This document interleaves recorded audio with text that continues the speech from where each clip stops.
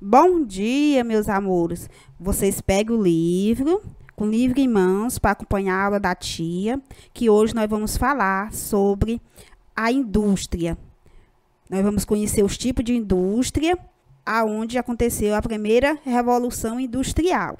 Então, acompanhe no livro, sempre acompanhar a aula da tia com o livro em mãos, certo?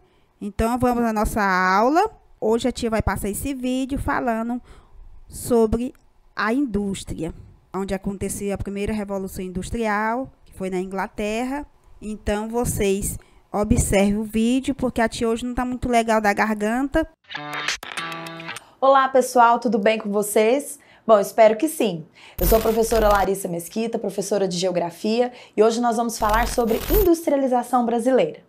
Antes de começarmos, quero te fazer um convite. Se inscreva aqui no canal, clique no sininho, assim você vai ficar por dentro de todas as atualizações. Cada vez que um novo vídeo for publicado aqui, você vai ter a informação. Lembre-se que os conteúdos do Brasil Escola são gratuitos, estão sempre à sua disposição. Vamos lá? Bom, queridos, então o nosso assunto hoje é a industrialização brasileira. É bom lembrar que a indústria é a atividade que consiste na transformação de matérias-primas em produtos para o consumo ou em máquinas. É a atividade símbolo do mundo moderno, sem sombra de dúvida.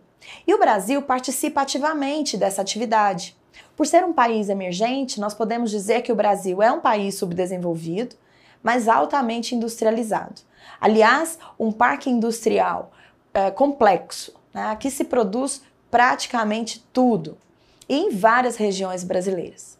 Nós precisamos entender o histórico desse processo de industrialização. Bom, então para a gente entender o processo de industrialização do Brasil, nós precisamos lembrar as fases históricas pelas quais ele passou. Se a gente considerar que o início da colonização brasileira se dá em 1500, nós temos aí a primeira fase, de 1500 a 1808. Essa é a fase em que a industrialização era praticamente proibida no Brasil pela coroa portuguesa. Só Portugal poderia enviar para o Brasil os seus produtos manufaturados. Então a industrialização era praticamente inexistente. A partir de 1808 inicia-se uma outra fase, né, que vai se estender até basicamente 1930. Nesse período, a industrialização brasileira, ela não aumenta tanto, mas a conjuntura política muda bastante. É quando ocorre a chamada abertura dos portos. Então a coroa portuguesa permite, por exemplo, a entrada de produtos ingleses. É nesse momento que a Inglaterra se torna a grande fornecedora de produtos manufaturados para o Brasil. Porém, vale ressaltar que o Brasil utilizava até 1888 mão de obra escravizada. Então o mercado de consumo era pequeno. A atividade industrial não tinha assim tanto sucesso, porque o consumo era feito por uma parcela muito restrita da população. Bom, com a abolição da escravatura em 1888, o mercado consumidor começa a crescer, né? Porque daí passa a se utilizar no Brasil a mão de obra assalariada. De modo que em 1930, a industrialização brasileira entra numa nova etapa, e sem dúvida uma decisiva etapa. É a partir de 1930, com esse mercado consumidor já crescente, é que o Brasil inicia de fato a sua industrialização. O período que se estende de 1930 até 1956 é uma outra fase industrial no Brasil. Esse é o período onde se destaca, sem dúvida alguma, o presidente Getúlio Vargas, né? Ele assume a presidência do Brasil em 1930. Politicamente é um momento importante, porque é o fim da política do café com leite. E o Getúlio Vargas, apoiado pela burguesia brasileira, vai então incentivar a industrialização de fato. De 1930 a 1956, o Brasil vive o processo de substituição de importações, cujo grande símbolo é, sem dúvida, o Getúlio Vargas. Nesse período, as indústrias de base vão sendo criadas pelo capital estatal. O que isso quer dizer? O governo brasileiro vai ser um grande incentivador da indústria ao criar, com capital estatal, as indústrias de base.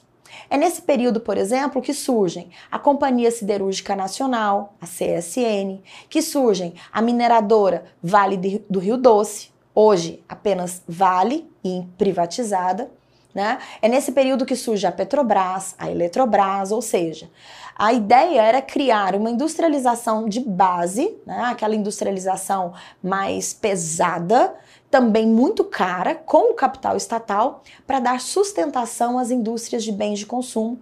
Essas sim estariam sendo criadas pelo capital nacional. Bom, a partir de 1956 até os dias de hoje, nós podemos dizer que a industrialização brasileira vive uma outra fase, chamada de internacionalização da economia.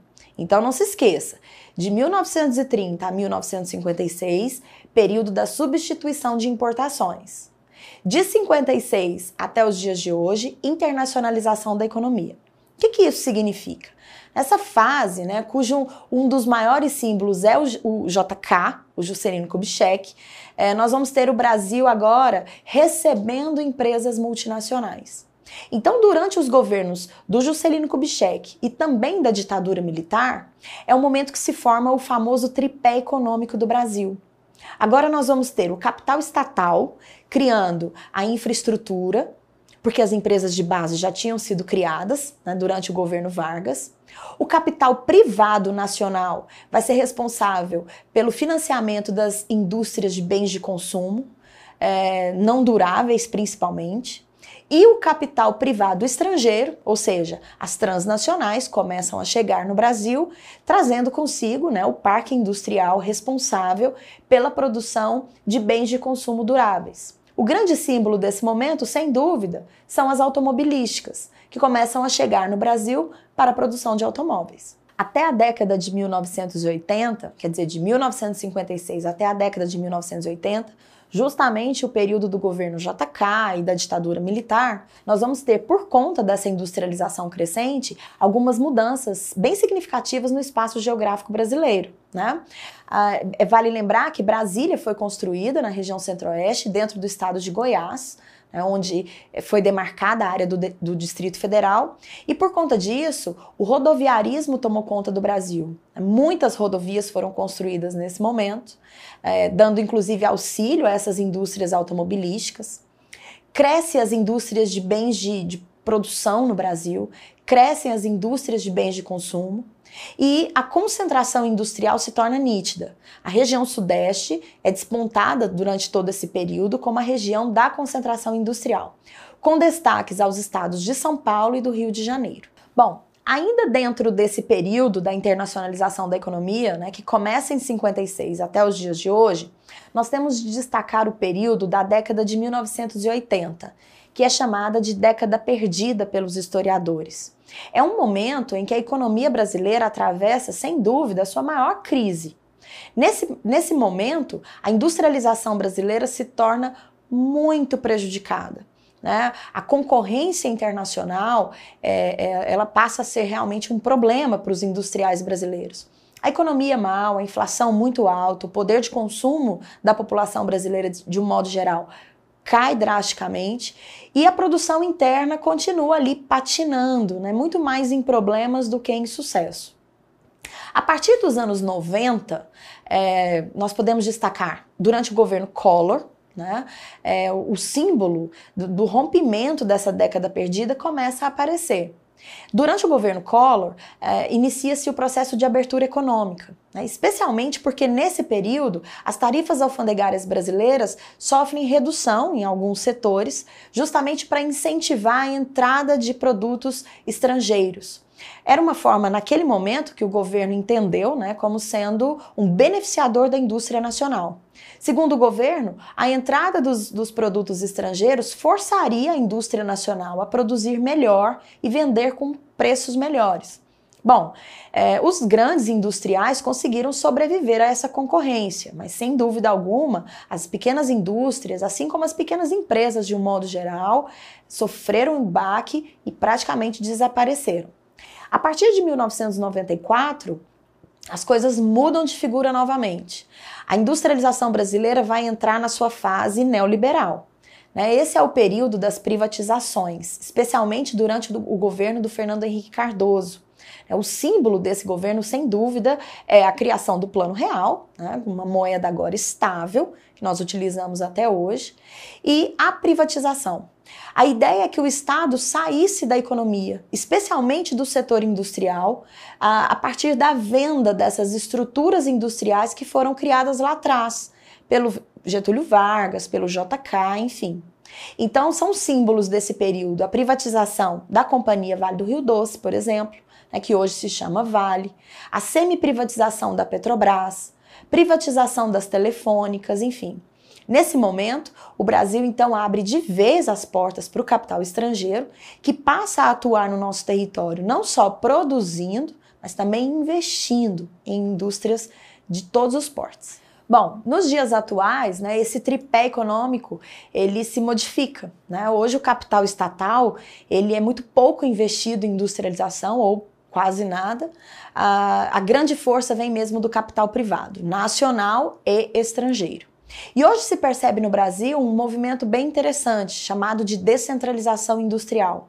As capitais Rio de Janeiro e São Paulo, que por muitas décadas concentraram praticamente toda a industrialização brasileira, estão perdendo indústrias nesse momento, né? A industrialização está mais estendida para outras regiões do Brasil.